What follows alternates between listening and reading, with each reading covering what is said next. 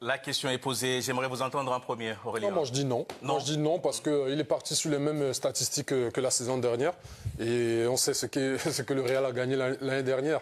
Rien du tout. Donc à un moment donné, la saison elle est tellement longue, je pense qu'ils ont une soixantaine de matchs à jouer. Ça ne peut pas durer ainsi.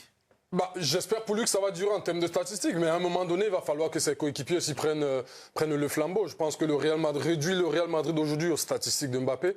C'est quand même manquer de respect aux autres joueurs qui sont là, à condition qu'ils se mettent à niveau. Je parle de Bellingham. On disait tout à l'heure dans le sujet que tout le monde a trouvé sa place, mais Vinicius, je suis sûr aujourd'hui que son ego est touché, parce qu'avant que Mbappé n'arrive, c'était son équipe, je vous le rappelle. Donc à un moment donné, il va falloir que soit il met le curseur là où il faut, soit il reste dans son coin et il râle parce qu'en plus il y a un thème de prolongation, ils sont en train de discuter. Donc tout ça, ça va faire en sorte que le Real aujourd'hui ne peut pas dépendre que de Mbappé. C'est tout le monde qui doit tirer dans le même sens. Parce que je rappelle encore une fois, l'année dernière, il a mis beaucoup de buts. Je pense qu'il est sorti meilleur buteur du championnat. Est-ce que vous avez soulevé un problème qui est important et qu'on va aborder tout de suite.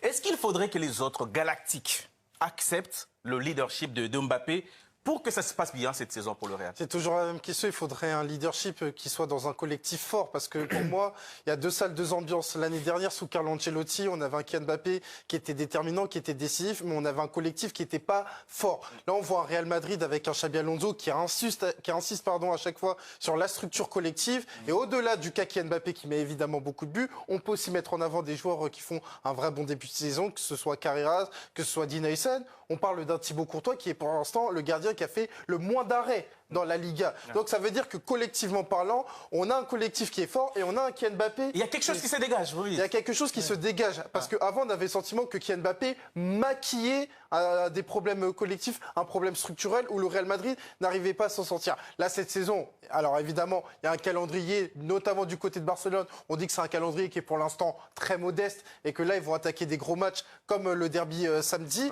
Mais toujours est-il que ce Real Madrid, version Xabi Alonso, dégage une impression collective qui est plus aboutie que le Real Madrid de Carlo Ancelotti. Déjà, il joue avec des défenseurs. C'est ça. Non, mais c'est la base.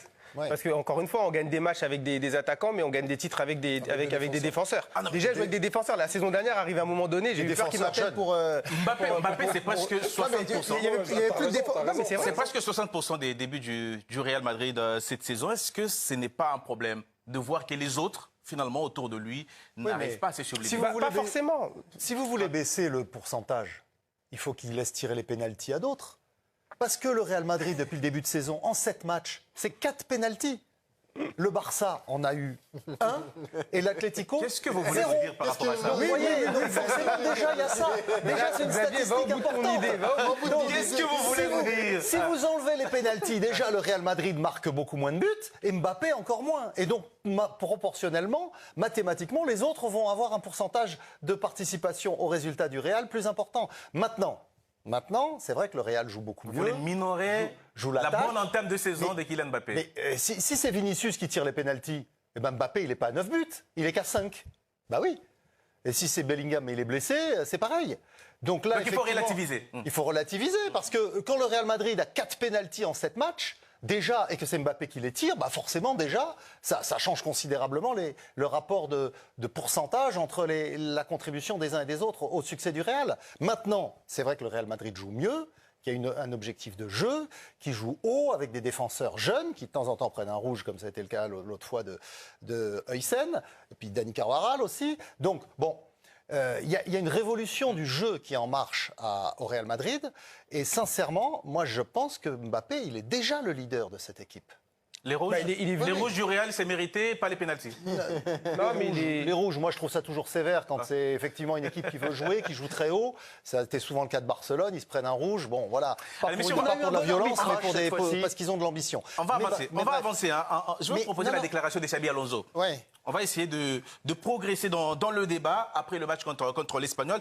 Il parle du rôle de Kylian Mbappé. Il dit aujourd'hui, il a joué un rôle différent, c'est lui des meneurs de jeu. Kylian comprend très bien le football. Aujourd'hui, dans son rôle, à un poste différent, en tant que deuxième attaquant, il s'en est très bien sorti. Est-ce que ça veut dire qu'il cherche encore la meilleure animation autour de Mbappé? Oui, il cherche la meilleure animation offensive. D'ailleurs, c'était très intéressant contre l'Espagnol parce qu'il évolue en tant que deuxième attaquant, alors que sur les autres matchs, c'était l'attaquant, c'était le numéro 9. Là, il y avait Gonzalo Garcia, il était dans un rôle de second attaquant avec Mastantuono pour avoir une version un peu différente et il a marqué. Et pour moi, c'est quelque chose qui est très intéressant parce que l'objectif, c'est pas seulement d'avoir un Kylian Mbappé qui marque tous les buts du Real Madrid, mais c'est un Kylian Mbappé qui marque les buts du Real dans une structure collective où il peut y avoir des alternatives. Par rapport à ce qu'a dit Aurélien, c'est très important de récupérer la meilleure version de Vinicius qui a marqué d'ailleurs contre Levante. C'est très important d'avoir un Mastantuono qui se distingue. Il a marqué contre Levante parce que moi, il y a un détail qui est très intéressant. Sur les 2 derniers matchs du Real Madrid, le premier buteur ne s'appelle pas Kylian Mbappé. Donc pour moi, ça peut être un début d'information intéressante pour pouvoir se dire qu'il n'y a pas le tout Mbappé. Mais pour l'instant, il n'y a qu'une association véritablement qui marche, c'est Arda Güler et Kylian Mbappé.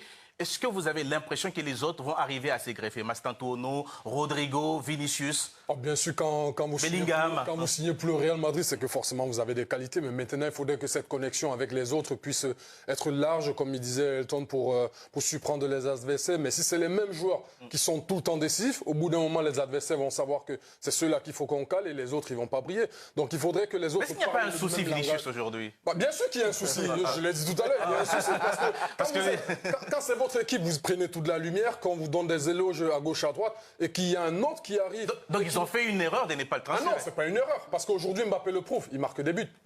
Sauf que... Non, mais si vous devez rester avec un leader qui se comporte de la sorte, ça risque d'être compliqué. Mais ça va mieux quand même là. Ça va mieux. Là, Vinicius, il a mis un certain temps à digérer. Je pense qu'il y a eu la saison dernière, il y a eu le début de saison qui a été un peu compliqué. Il a été un peu blessé. Voilà, le Ballon d'Or, il a été un peu blessé. Il y a Mbappé qui arrive. Mais là, ça va mieux. Vous pensez qu'il a digéré?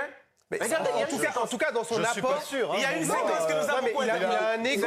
Il a un ego.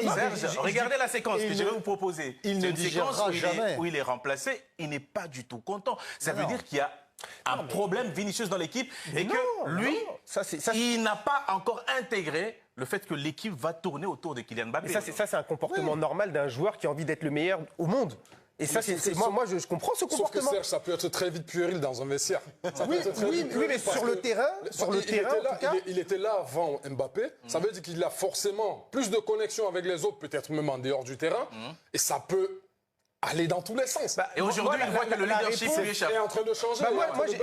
Sur le dernier match, il est en train de négocier pour une prolongation. Oui, mais sur le dernier match contre Levante, mais ça, il fait un bon match. Dans le contenu, il est beaucoup plus présent que Mbappé. Il est beaucoup plus impliqué dans les tâches défensives.